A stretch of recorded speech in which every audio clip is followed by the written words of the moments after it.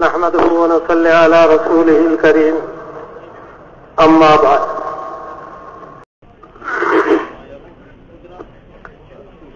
তো বলেন যে হুজুর সাল্লাল্লাহু আলাইহি ওয়াসাল্লাম যে ইরশাদ করতেন খায়রু উম্মতি করনি, অর্থাৎ উম্মতের মধ্যে শ্রেষ্ঠ সর্বশ্রেষ্ঠ উম্মত হল তারা যারা আমার জামানার উম্মত। তাদের মধ্যে এই শ্রেষ্ঠত্ব কিভাবে আসছে? বলেন যে হুজুর সাল্লাল্লাহু আলাইহি ওয়াসাল্লাম তারা ইসলাম কবুল করার পরে হুজুর সাল্লাল্লাহু আলাইহি ওয়াসাল্লামের কাছে আর হুজুর সাল্লাল্লাহু আলাইহি ওয়াসাল্লামের হাতে ইসলাম কবুল করার পরে তাদের উপরে হুজুর সাল্লাল্লাহু আলাইহি ওয়াসাল্লাম এমন মেহনত করছেন, তালিমের হালকার মাধ্যমে, দাওয়াতের ময়দানে, আল্লাহ তাআলার জিকিরের মধ্যে এবং ইবাদতের মাধ্যমে, তাদের নিয়তের ইসলাহ করার মাধ্যমে, তাদের আখলাককে আল্লাহ তাআলার মনসা অনুযায়ী গড়ার তৈরি করার মাধ্যমে হুজুর সাল্লাল্লাহু আলাইহি ওয়াসাল্লাম তাদের উপরে এমন মেহনত করছেন এবং আল্লাহ তাআলার ভয় তাদের মধ্যে প্রথমে এমনভাবে বসাইছেন, এমনভাবে বসানোর মেহনত করছেন, আর এমনভাবে তাদের দিলের মধ্যে আল্লাহ তাআলার বড়াই বসছে যে আল্লাহ তাআলার বড়ত্বই তাদের দিলের মধ্যে রয়েছে। শুধুমাত্র তাই নয়, আল্লাহ তাআলা ছাড়া যা কিছু আছে সবকিছু তাদের দৃষ্টিতে ছোট ছিল, তুচ্ছ ছিল, যার কোনো মূল্য নাই, মূল্যহীন হয়ে গেছিল। মেরে মোহতারাম দোস্তর বুজুর্গ, দ্বীনের বুনিয়াদ আল্লাহ তাআলা সবচেয়ে বড়, এই কথাটা দিলের ভিতরে বসাইতে হবে। আল্লাহ ছাড়া যা কিছু আছে সব ছোট, হীন, তুচ্ছ, মূল্যহীন, এই কথাটাও দিলের মধ্যেই বসাইতে হবে। সাহাবাদের দিলের মধ্যে এটি আসছিল। আল্লাহ তাআলার বড়াই দিলের মধ্যে বসার কারণে আল্লাহ তাআলার হুকুমের আজমত তাদের দিলের মধ্যে ছিল। আল্লাহ তাআলার পক্ষ থেকে যে আসমানি এলেম আসছে, ওই এলেমের গুরুত্ব তাদের দিলের মধ্যে ছিল, যার কারণে এলেম অনুযায়ী তারা তাদের জিন্দেগিকে করছে। আখলাক তাদের সুন্দর ছিল, আসমানি এলেমের মধ্যে যে আখলাকের কথা বলা হয়েছে ওই রকম আখলাক ছিল। মেরে মোহতারাম দোস্ত বুজুর্গ, এটা হয়ে যাওয়ার কারণে সারা দুনিয়ার সম্পদ, দুনিয়ার ধন দৌলত, দুনিয়ার পোস্ট পজিশন, দুনিয়ার রাজত্ব, দুনিয়ার টাকা পয়সা, দুনিয়ার কাপড় চুপড়, এর কোন মোহ বা এর কোন গুরুত্ব ওনাদের অন্তরের মধ্যে ছিল না। তাদের অন্তরে একটাই জিনিস ছিল যে আল্লাহ তাআলার বড়াই দিলের মধ্যে বসার কারণে আল্লাহ তাআলার হুকুমের পাবন্দ হয়ে চলা যে একটা অভ্যাস, এটা কি করে সারা দুনিয়াতে জিন্দা হয়ে যায়, এইটাই তাদের একমাত্র মাকসাদ। ওনাদের এইটাই নিয়ম, ঘরে যারা ছিল তাদের এইটাই নিয়ম। সুতরাং ওই টাকা যখন আসতো তখন তাদের সামনে অন্য কোনো কিছু কোনো বাধার সৃষ্টি করতে পারত না, এইটাই তাদের প্রধান কাম হয়ে যেত, আর কোনো কিছু তাদের মনে পড়ত না। ঘরে কিছু রেখে যেতে পারলেন না, এদের কোনো পরোয়া তাদের হইত না, ঘর আমাদেরও কোনো দুশ্চিন্তা হইত না। একটাই চাদর আছে, স্বামী আল্লাহর রাস্তাতে যাইতেছেন, বলতেছেন স্ত্রীকে বলতেছেন চাদরটা দিয়ে দাও, যেই দেশে যাইতেছি, যে অঞ্চলে যাইতেছি ওইখানে স্ত্রী এই কথা বলেন নাই যে একখানে চাদর আপনি নিয়ে যাবেন, তা আমার জন্য আপনি কি ব্যবস্থা করে যাবেন? মেরে মোহতারাম দোস্তর বুজুর্গ, ওই স্ত্রী অত্যন্ত সন্তুষ্ট চিত্তে আল্লাহর দ্বীন জিন্দা করার জন্য, দুনিয়াতে প্রতিষ্ঠিত করার জন্য যে স্বামী চাইতেন, তার হাতে ওই চাদরটা উঠাই দিতে তার কোনো কষ্ট হইত না, অন্য কোনো চিন্তা তার হইত না যে কি হবে। মেরে মোহতারাম দোস্তর বুজুর্গ, আল্লাহ কেন? আল্লাহ তাআলা বড়, আল্লাহ তাআলা বড়। আল্লাহ বড়ত্ব দিয়ে ফিকির করা এইটাও বড়। আল্লাহর বড়ত্বের দাওয়াত অতখানিক বড় যতখানিক আল্লাহ তাআলা বড়, অতখানিক বড় যতখানিক আল্লাহ তাআলা বড়। আল্লাহ তাআলার কাছ থেকে যে এলেম আসছে ওই এলেম অতখানিক বড়, আল্লাহ তাআলার বড়াইয়ের কথা শোনা অতখানিক বড়। এই জিনিসের অভাবের কারণে, আমাদের ভিতরে এই জিনিসের অভাবের কারণে আমাদের সামনে অনেক কিছুই চাকচিক্যময় মনে হয়। কিছু টাকা, কিছু ডলার, কিছু বৈদেশিক মুদ্রা, কিছু বৈদেশিক বিদেশের কাপড়, একটা বাড়ি, একটা গাড়ি, একটা দোকান, একটা মিল, একটা কারখানা, এইগুলোর আমরা খুশি হয়ে গেছি। কেন খুশি হয়ে যেতে পারতেছি? একটা মাত্র কারণে আমরা খুশি হতে পারতেছি, সেটা হলো আল্লাহ তাআলার বরত্ব দিলের মধ্যে যেই পরিমাণে বসানোর কথা ছিল ওই পরিমাণে আমাদের দিলের মধ্যে বসে নাই, কিন্তু হুজুর সাল্লাল্লাহু আলাইহি ওয়াসাল্লামের সাহাবাদের মধ্যে ওই পরিমাণে বসে গেছে। যাদের দিলের মধ্যে ওই যেই পরিমাণে আল্লাহ তাআলার বরত্বকে বসানোর জন্য ওই পরিমাণে বরত্ব যখন বসে যায়, মেনে মোহতারাম দোস্ত বুজুর্গ, তাদের সামনে এই দুনিয়া একেবারে হীন হয়ে যায়,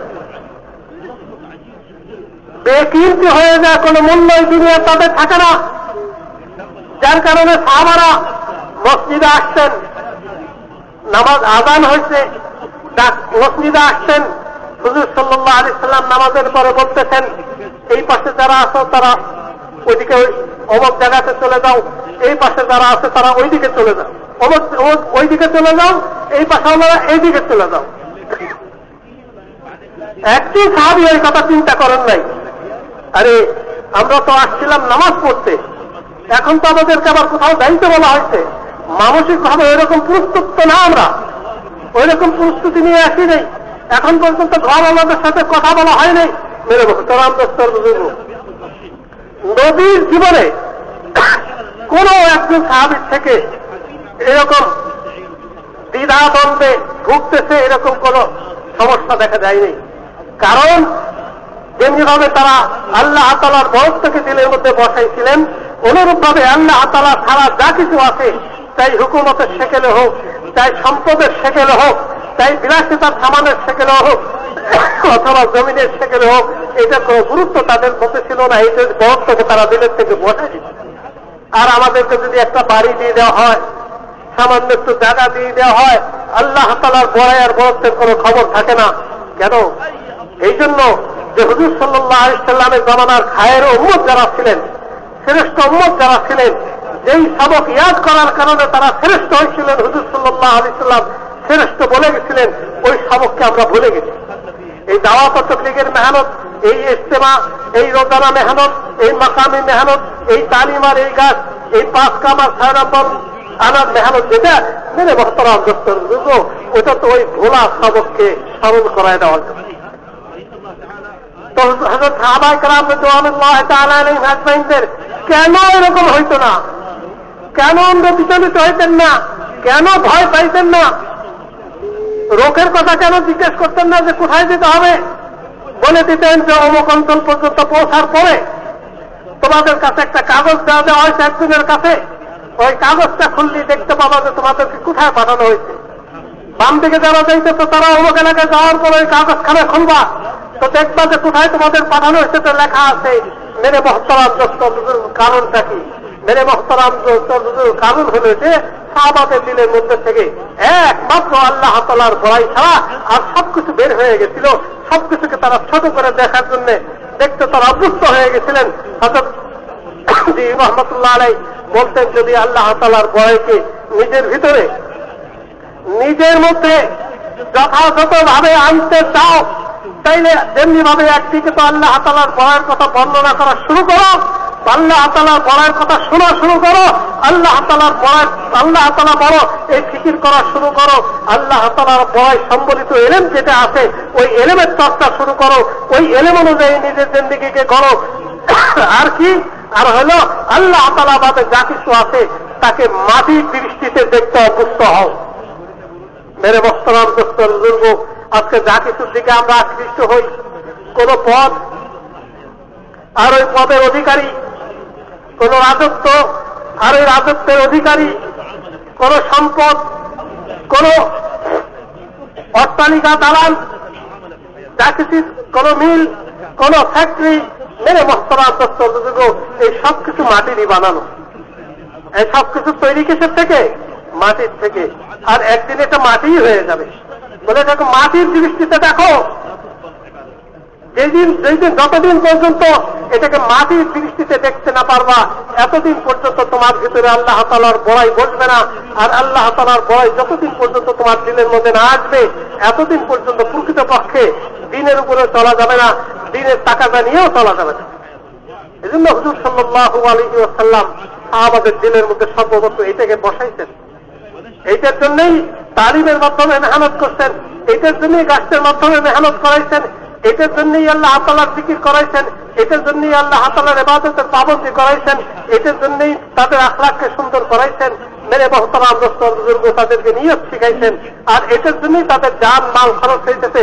মাল খরচ করো, বের করো, তো আল্লাহ তাআলার বড়াই দিলের মধ্যে আসবে। তা আস্তে আস্তে এমন হয়েছে যে সাহাবাদের জামাত সাগরের পাড়ে যে উপস্থিত, পাহাড়ের মতো ঢেউ। একজন সাহাবী বড় তাচ্ছিল্যতার সাথে বলতেছে, হাযিহি নুতফা, এইমাত্র এক ফোঁটা পানি। আসলে সাগরটা কি?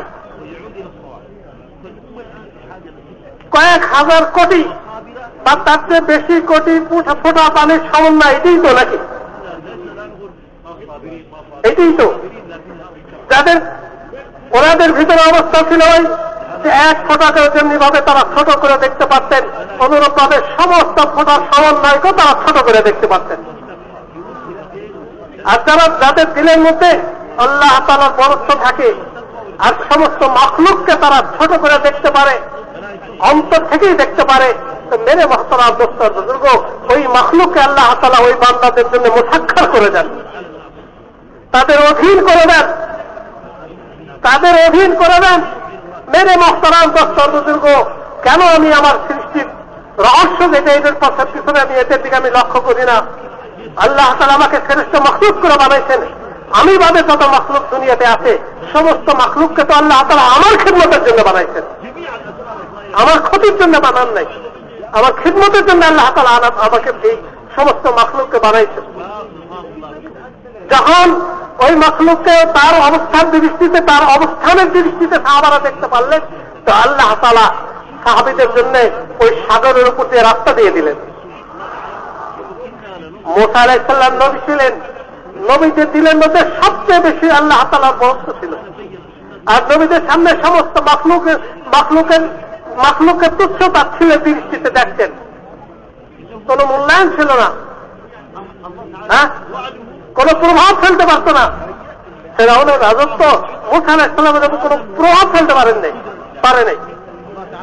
তো যেহেতু আল্লাহ তাআলার বরকতে ভরা ছিল অন্তর আল্লাহর নবী, তো 12টা রাস্তা দিয়ে দিচ্ছেন নদীর সাগরের মধ্যে দিয়ে। আর একই অবস্থা এই উম্মতেরও কোন বরকত তাদের দিলের মধ্যে নাই, একমাত্র আল্লাহ তাআলার বরকতই তাদের দিলের মধ্যে ছিল। আল্লাহ তাআলা সাগরের উপর দিয়ে রাস্তা দিয়ে দিলেন।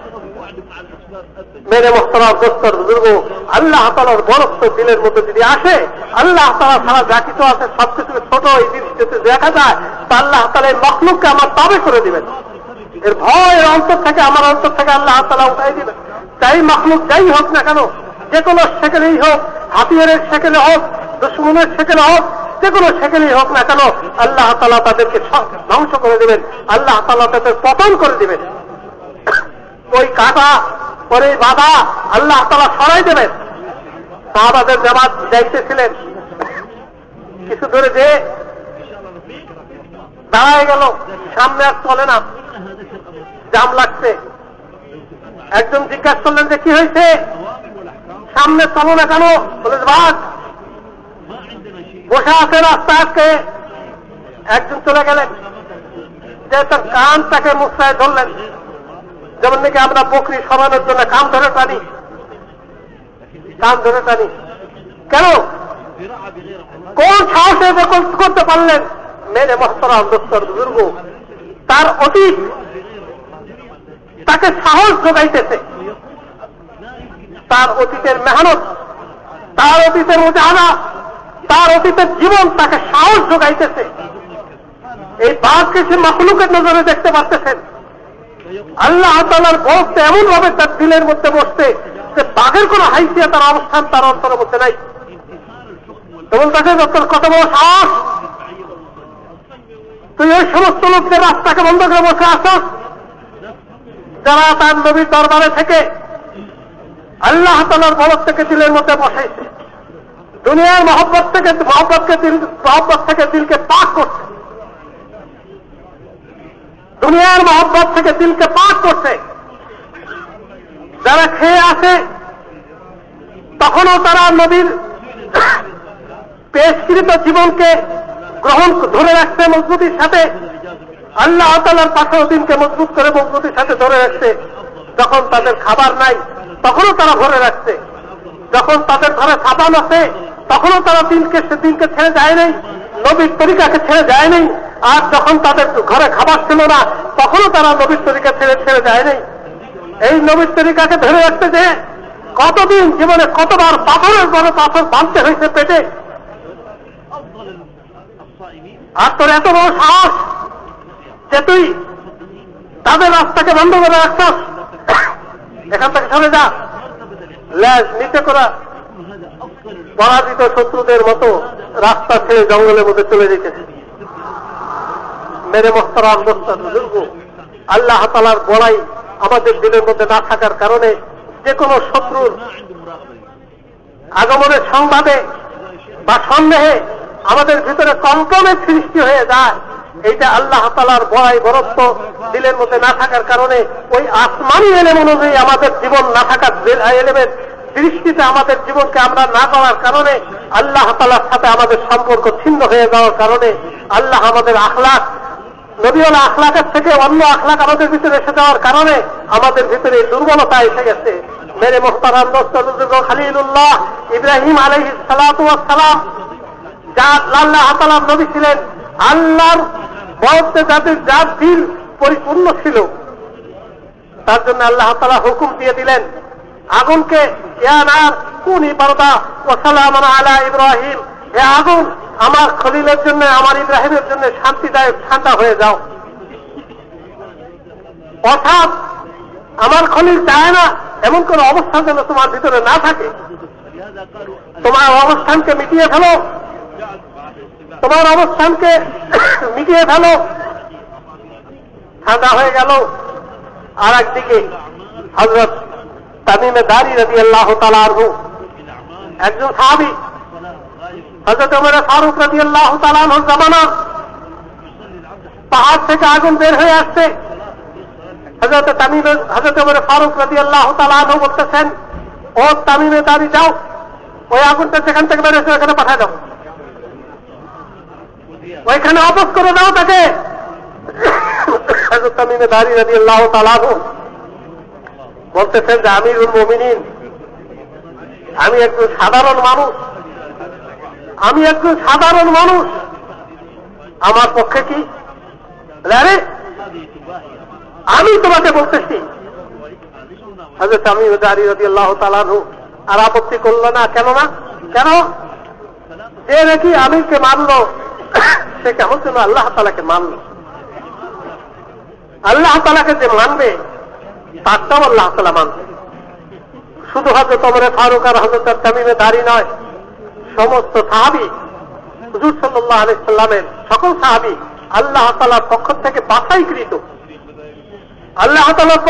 বাছাইকৃত, সমস্ত উম্মতের মধ্যে থেকে, সমস্ত রূহগুলোর মধ্যে থেকে হুজুর সাল্লাল্লাহু আলাইহি সাল্লামের সহবতের জন্য আল্লাহ তাআলা বাছাই করতেন, নির্বাচন করতেন।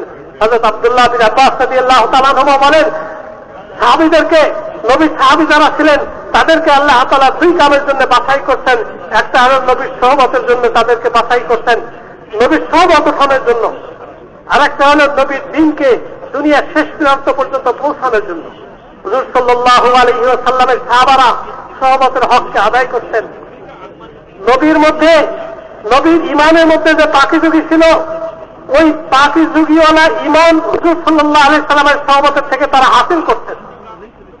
হুজুর সাল্লাল্লাহু আলাইহি সাল্লাম ওয়ালা তাহারাত, হুজুর সাল্লাল্লাহু আলাইহি সাল্লাম ওয়ালা তাকওয়া, হুজুর সাল্লাল্লাহু আলাইহি সাল্লাম ওয়ালা ইবাদত, হুজুর সাল্লাল্লাহু আলাইহি সাল্লাম ওয়ালা জিকির, হুজুর সাল্লাল্লাহু আলাইহি সাল্লাম ওয়ালা আখলাক, তারা হুজুর সাল্লাল্লাহু আলাইহি সাল্লামের সহবতের থেকে অর্জন করতেন। এবং তাদের এই অর্জন করাটা যে পূর্ণ হচ্ছে, আল্লাহ তাআলা মনোনীত হয়েছে, আল্লাহ তাআলা এটাকে ঘোষণা করে দিয়েছেন।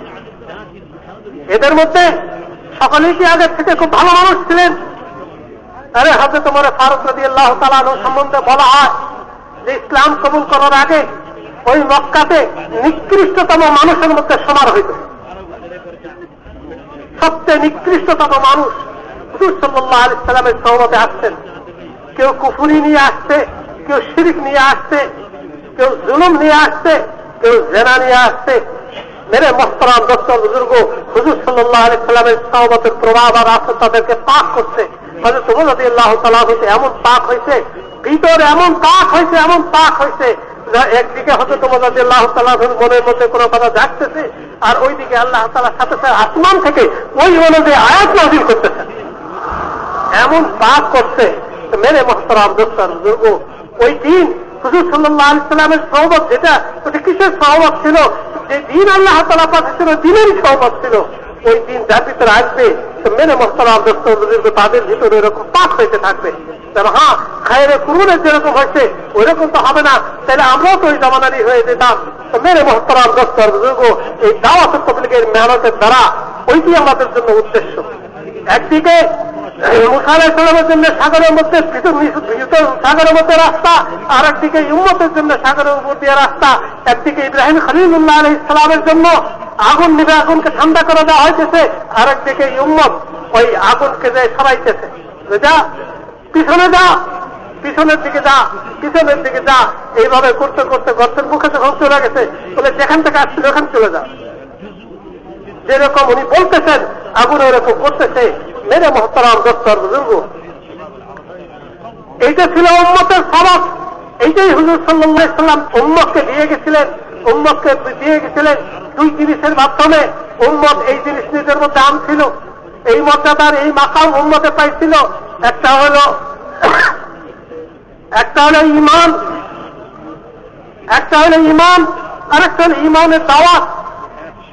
ঈমান তো হলো যে আল্লাহ তাআলার ভয়কে বলা, আল্লাহ তাআলা আল্লাহু আকবার, আল্লাহ তাআলা সবচেয়ে বড়। যেমনি ভাবে আল্লাহ তাআলা বড়, অনুরূপ ভাবে আল্লাহ তাআলার বলার কথা বলাটা বড়। যেমনি ভাবে আল্লাহ তাআলা বড়, অনুরূপ ভাবে আল্লাহ তাআলার বড়াই সম্বন্ধে ফিকির করাটা বড়। যেমনি ভাবে আল্লাহ তাআলা বড়, অনুরূপ ভাবে আল্লাহ তাআলার বড়াই সম্বন্ধে চিন্তা করা বড়। যেমনি ভাবে আল্লাহ তাআলা বড়, অনুরূপ ভাবে আল্লাহ তাআলার বড়াই দাওয়াত দেওয়া বড়। এই দাওয়াত, ঈমান, আল্লাহর উপরে ঈমান আর আল্লাহ তাআলার বড়াই দাওয়াত, এইটার জন্যই এইটাই হলো আমাদের সবক ছিল যে একদিকে আল্লাহ তাআলার বড়াই দাওয়াত দিব এবং আরেকদিকে আল্লাহ তাআলার ভয়টাকে নিজের দিলের মধ্যে বসাবো। আর ওই ঈমানকে ইবাদতের দ্বারা, ওই ঈমানকে আখলাকের দ্বারা, ওই ঈমানকে আল্লাহ তাআলার জিকিরের দ্বারা, ওই ঈমানকে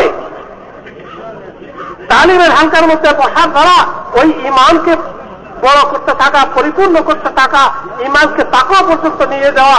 মেরে মুহতারাম দোস্তর বুজুর্গ, হুজুর সাল্লাল্লাহু আলাইহি সাল্লাম তো এইভাবেই সাহাবাদেরকে উঠাইছেন। একদিকে বসে বসে ঈমানের কথা শোনাইছেন, আরেকদিকে আবার তাদেরকে পাঠাইছেন, তারা যে দাওয়াত নিয়ে আসছে তাদেরকে ঈমানের হালকার মধ্যে বসাইছেন। ঈমানের হালকার মধ্যে বসতে, ঈমানের কথা শুনতে তাদের ঈমান বাড়তে থাকছে। ঈমানের মধ্যে খোদা পয়দা হয়েছে, ঈমানের মধ্যে আল্লাহ তাআলার আহকামাতের পিপাসা পয়দা হয়েছে, আল্লাহ তাআলার আহকামাতের পাবন্দি শুরু হয়েছে। ঈমান বাড়তেছে, আল্লাহ তাআলার সাথে তাআল্লুক বাড়তেছে। মেরে মুহতারাম দোস্তর বুজুর্গ, এইটাই ছিল তো হুজুর সাল্লাল্লাহু আলাইহি সাল্লামের মেহনত। আর এই মেহনত থেকে দূরে সরে যাওয়ার কারণে আজকে আমাদের এই দুরবস্থা। হযরত ইলিয়াস রহমতুল্লাহ আলাইহি বলতেন যে মেরা কাম, আমার কাম, আমার কাম। কয়েকজনে জিজ্ঞেস করলেন যে আপনি যে বলেন যে আমার কাম, আসলে আপনার কামটা কি? আমার কাম কিছুই না, শুধুমাত্র একটা জিনিস। বলে যে দৃষ্টান্ত দিয়ে তো বোঝানো যাবে না, কারণ আল্লাহ তাআলা সমস্ত দৃষ্টান্তের ঊর্ধ্বে। বলেন যে কোন সম্পদশালী মানুষ যার সম্পদের কোনো অভাব নাই, এরকম একজন সম্পদশালী মানুষের যদি একটাই মাত্র ছেলে সন্তান থাকে, পুত্র সন্তান থাকে, আর কোনো মেয়েও নাই, আর কোনো ছেলেও নাই, যেমন চেহারা তেমন সুন্দর, তেমন সৌন্দর্য, তেমন গঠন, মনে হয় যে হাতে বানানো। বয়স বাড়তেছে, পুরনো যৌবন, মনে হয় যে যৌবন উঠতে পড়ে। এরকম ছেলেটা যদি এই বয়সে মারা যায়, তাহলে তার মা বাপের চোখের মা বাপের অবস্থা কি হয়ে যায়? মা বাপের অবস্থা কি হবে? তাদের ভিতরে যে অবস্থাটা, বলে যে আমারও এই অবস্থাটা। মেরে মুহতারাম দোস্তর বুজুর্গ, যে দিন এই কথাটা বন্ধেওয়ালা নয়, যে আল্লাহ তাআলার ভয় উঠে গেছে মানুষের দিলের মধ্যে থেকে। মানুষের দিলের মধ্যে মখলুকাতের বড়াই, মখলুকাত দুনিয়ার জিনিসগুলোকে তারা পাওয়ার জন্য ব্যস্ত, পাল্লাপাল্লি শুরু করছে। এই কথাটার জন্য আফসোস করলেওয়ালা কেউ নাই। মেরে মোহতারাম দোস্তর বুজুর্গ, এই দাওয়াতের মেহনতের দ্বারা হইল ওই জিনিসটাকে পয়দা করা যে দিন নিজের মধ্যে আসে, আর দিন নাই থাকার কারণে যে আফসোস আর কষ্ট এইটা দিলের মধ্যে পয়দা হয় এবং এটা পুরো করার জজবা পয়দা হয়। বলেন যে এই যে আমাদের ইজতেমা, আমাদের চিল্লা, আমাদের তিন চিল্লা, আর আমাদের পায়দাল, আর আমাদের সওয়ারি, আর আমাদের পাঁচ কাম, আর আমাদের মাকামি কাম, ঘরের কাম, এলাকার মেহনত আর বাইরের মেহনত, সারা দুনিয়াতে জামাত নিয়ে যাওয়া, এই জিনিসটা এদের মধ্যে পকড়া যে উম্মতকে আবার যেই সবকের থেকে তারা সবকটা ভুলে গেছে, যেই সবক ভুলে গেছে ওই সবক স্মরণ করায় দেওয়া। যেমনি ভাবে একজন বাচ্চা যখন পড়তে যায় উস্তাদের কাছে আলিফ বা তা সব